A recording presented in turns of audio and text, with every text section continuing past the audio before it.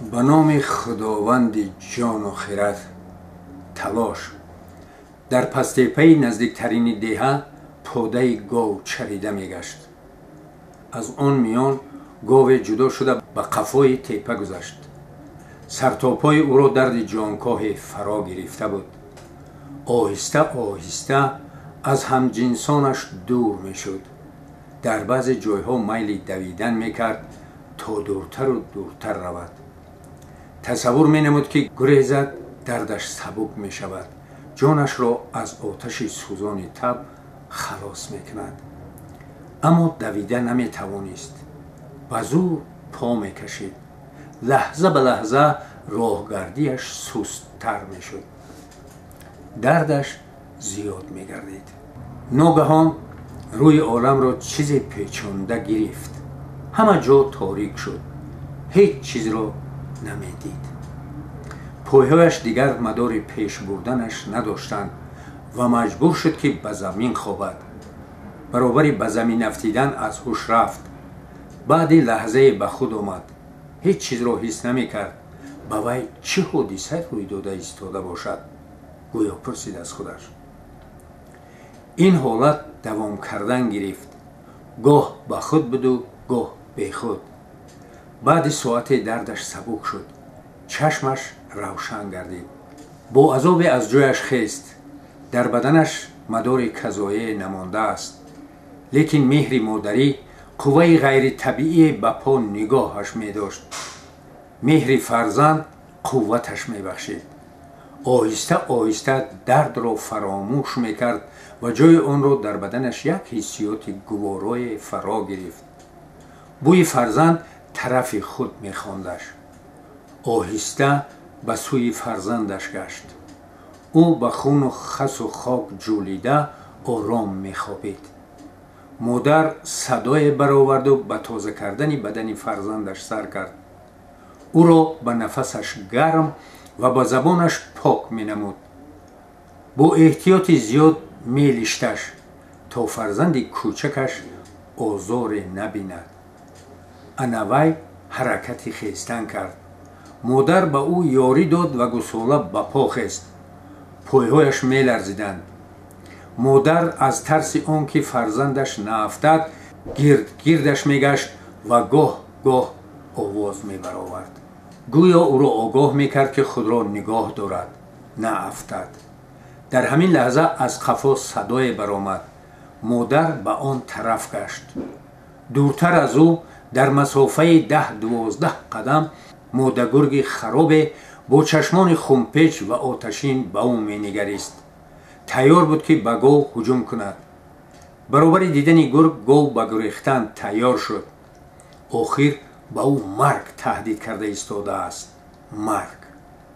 دهشتناکترین حادثه دنیا، بی‌رحم‌ترین قوه عالم. گاو از ترس جثه بزرگش را به قفا کشید که به فرزندش برخورد و گساله به زمین افتید. گویا به بدن مادر کارد خلیده باشد. صدای جانکاهی برآورد و سخت به طرف فرزندش تاب خورد. گرگ به هجوم گذشت. گرگ نیز مادر است. او یک چند روز پیش تولید کرده بود و تا حال لقمه به دهان نبرده است. برای او غذا لازم تا فرزندانش را از چنگال مرگ رهایی بخشد. امروز به شکار برآمده بود که لقمه نوش جان کند و برای فرزندانش شیر برد. شکارش آمد کرده ایستاده است. اگر گساله را به چنگ درآورده تواند، تمام. همه کارش جا به جا. لیکن هجوم اولین بی‌برار آمد. به گساله نرسیده به شاخ گاو برخورد و به طرف چپ پرید. گاو اکنون فهمید که گرگ قصد جان فرزندش را دارد. خون مادریش جوش زد. ترس را فراموش کرد. به مقابل قاتل فرزندش برخاست. مهر مادری به ترس غالب آمد. دو مادر به مقابل یکدیگر. گرگ هم از بحر گساله گذشت. اول مادرش را پاره کردنی شد. به گاو هجوم کرد. چالاکانه خیز گرفته از شکم گاو داشتن خواست. گاو نیز که به هجوم آماده بود ба муқобил париду сари шохаш карданӣ шуд ки натавонист. гург аз сергуштии пои гов қапид ва бо як зарб ҳиссае аз пӯсту гӯшти говро дарронда ба поён ҳамоил кард. боз онҳо рӯ ба рӯи якдигар қарор гирифтанд. ин маротиба гов ба ҳуҷум гузашт, лекин гург устокорона фиребаш дода боз аз шиками гов қап андохт. гов чолокӣ карду даҳони гург ба вай нарасид. онҳо аз нав рӯбарӯ шуданд ва баробар ҳуҷум карданд. яке аз онҳо бояд кушта шавад, то фарзандон аз чанголи марг раҳо ёбанд. онҳо барои саломат мондани фарзандон ба ҳама кор тайёранд ва ҳоло маҷбуранд ки яке дигареро аз ҳаёт маҳрум созад. аз рӯи зарурат ба хотири фарзанд ҳеҷ кадоми онҳо гузашт карданӣ нест. мурдани яке барои дигараш ҳатмист. гург аз гӯши гов гирифт. гов дар вазъияти нобоб монд, лекин аз ғалаба ноумед нашуда то нафаси охирин муборизаро давом додан мехост. пойҳояшро ба замин устувор карду рагу пайвандашро як намуд ва ба тамоми ҳастӣ зур зад. поҳои гург аз замин хато шуданд. ба сари шохи гов баромад ва чаппа ба замин афтид. гов ба замин пахшаш кард. тахтаи пешонии гов дар рӯи қабурғаҳои гург омад ва тамоми қувваташро ҷамъ карда фишораш дод. олам дар пеши назари гург чаппаву роста шуд ва дар ҳамин вақт гургбачаҳо ба хотираш расиданд. онҳо ӯро дар лонааш интизоранд. бевай зиндагӣ кардан наметавонанд. зур зад ки худро аз зери шохҳои гов раҳо созад, аммо натавонист. умедашро канд. аз нав гургбачаҳо дар пеши назараш пайдо шуданд. боз як маротибаи дигар зур зад ва сараш каме боло шуд. қаб карда аз хекиртаки гов дошт ва дандонҳои чун корди пӯлодин тезашро ба пӯсти гов ҷой кунонд.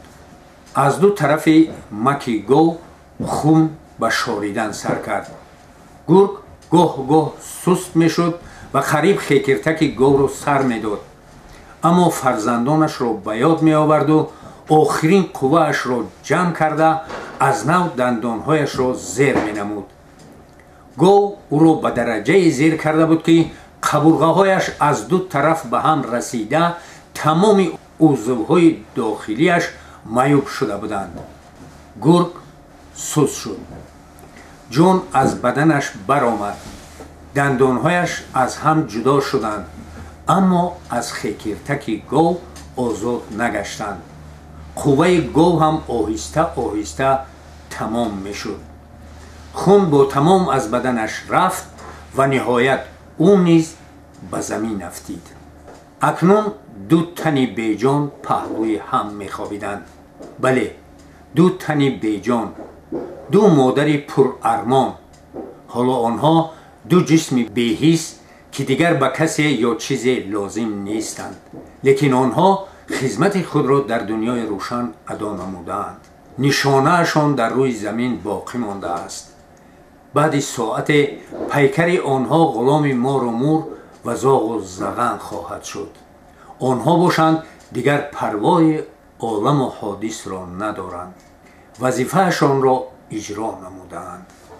бобои карим навбадори он рӯзаи подаи деҳа баъди як рӯз кофта кофта ниҳоят говро ёфт ва ин ҳодисаи касношунидро дида ҳуш аз сараш парид.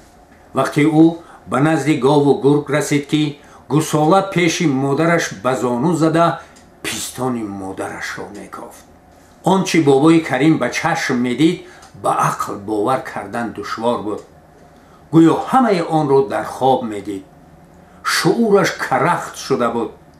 аммо баъди лаҳзае ба худ омаду ба ҳодиса сарфаҳм рафт ва рӯ ба ғуруби офтоб гардонда дастонашро ба боло бардошту муноҷот кард. худоё, барои чӣ ба ҳама чунин дили бузург ато накардаӣ?